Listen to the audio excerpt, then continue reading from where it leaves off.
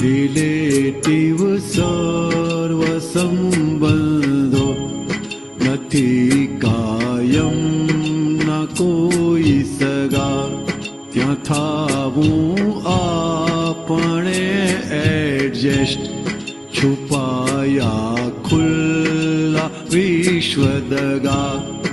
રિયલમાં પોતે છે આત્મા જીવીને મળતું એ છે શરીર. બહીલો બળશે શમશાને તો મહિલો કોણ હું અશરીર. ઘણી ભ્રાંતિ ઘૂંટી ખરલે થયેલો હું જ અવસ્થિત. છતત્વે કુદરતી મિશ્રણે ઘડાવ્યું મારું વ્યવસ્થિત. વ્યવસ્થિત શણગારી બક્ષે તમારા હોય જે ઇન્ડેન્ટ. વિષયના ભાવ ફળમાં શ્રી ને વેવાય સાડા સાડી સમેત. હતો હું એકલો ત્યારે નહોતી આવી કોઈ વળગણ. હવે સમભાવથી નિકાલ કરીશ નહીં તો વધે ઘર્ષણ.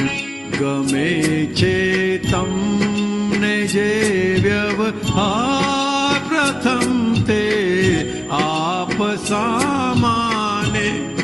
આ દુનિયા આખી છે પડઘો પહોંચે સ્પંદ આત્માને.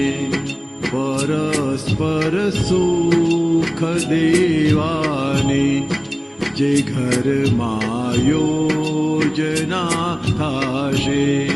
બગીચા ખીલશે ઘરમાં પ્રભુત્વ જ વિકસે પાસે. રિલેટિવ સર્વ સંબંધો નથી કાયમ ના કોઈ સગા. એક સચ્ચિદાનંદ. વ્યવહાર થઈ શકે કારણ કે જેટલું ચોખ્ખું કરવા જાય એટલો વધારે બગડે છે.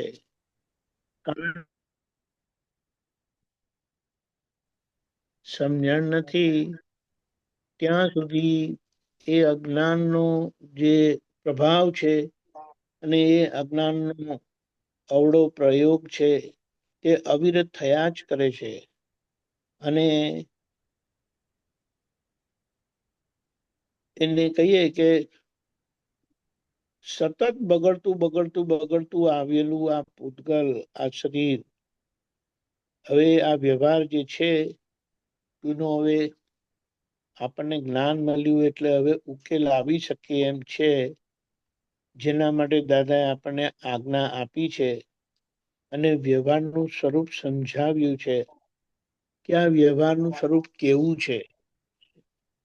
એટલે હવે એને સમજીને ઓળખીને દાદાએ આખું વ્યવહાર વિજ્ઞાન આપણને આપ્યું છે કે જે વ્યવહાર વિજ્ઞાનથી આપણે આપણો વ્યવહાર ચોખ્ખો કરી લેવાનો છે. વ્યવહાર વિજ્ઞાન એની સમજણથી એમાં આપણને આપણી ભૂલ સમજાય કે આને લાઇટલી લેવા જેવું નથી.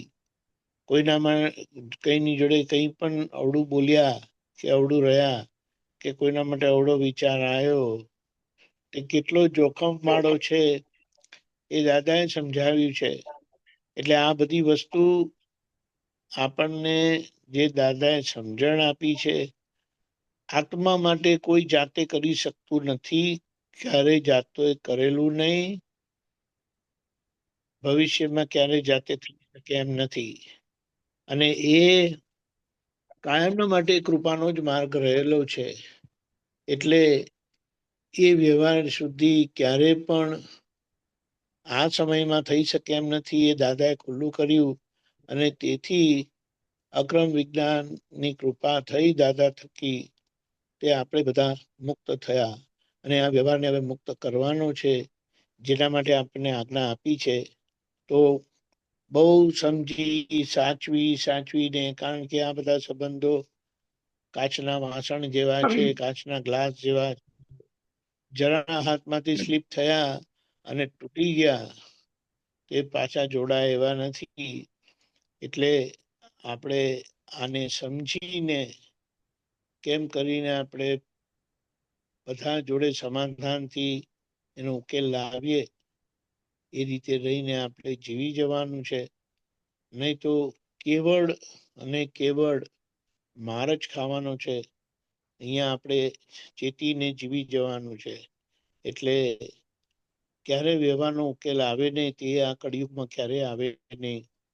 અને એવા કળિયુગમાં આપણને કળિયુગનો અક્રમ વિજ્ઞાન રૂપી મોક્ષ માર્ગ મળ્યો છે. અને દાદા ભગવાન એવા યશ નામી પુરુષ મળ્યા કે જે આપણી અંદર ખૂટતું હોય તે દાદા પાસે આપણે માંગી શકીએ. આમ તો કલ્પવૃક્ષ સતયુગમાં હોય છે, પણ જ્ઞાની પુરુષની હાજરી અને જ્ઞાની પુરુષનું આવું યશનામી યોગ બળ એ કલ્પવૃક્ષ સમાન આપણા માટે છે. આપણા માટે એટલે બધા માટે છે, આખા મનુષ્ય સમાજ માટે છે આજે. એટલે એ દાદા ભગવાનના યશનામ કર્મનો ઉપયોગ કરી આપણે આખો આપણો વ્યવહાર સરખો કરી દેવાનો છે. દાદા આપણને બધાને ખૂબ સમજણ, શક્તિ અને પુરુષાર્થ આપે. કારણ કે એ વ્યવહાર લોકો જોશે નહીં ત્યાં સુધી લોકોને સમજાશે નહીં. કારણ કે શીખવાનો માર્ગ જ આ છે કે જુઓ અને શીખો, જુઓ અને શીખો. જેમ કવિરાજના પદમાં આવે છે કે દિખલા દે મંજૂર હૈ, બોલને કી જરૂર નહીં, દિખલા દે મંજૂર હૈ, સૂરજ કી જરૂર નહીં કરીને છે ને. એટલે એટલે કહેવાનું શું છે કે આપણે દાદાનું જોયું અને આપણને સમજણ પડી. હવે આપણામાં જેમ જેમ એવા પરિવર્તન આવશે અને જોશે તો જગતના લોકોનું એ કામ થશે. એટલે આપણો ગોલ શું છે કે આપણો વ્યવહાર હવે આદર્શ થાય, અને તે માટે આપણું જીવન છે કે કેમ કરીને જગતનું કલ્યાણ થાય. જય સચ્ચિદાનંદ. આખા દિવસના પ્રોગ્રામમાં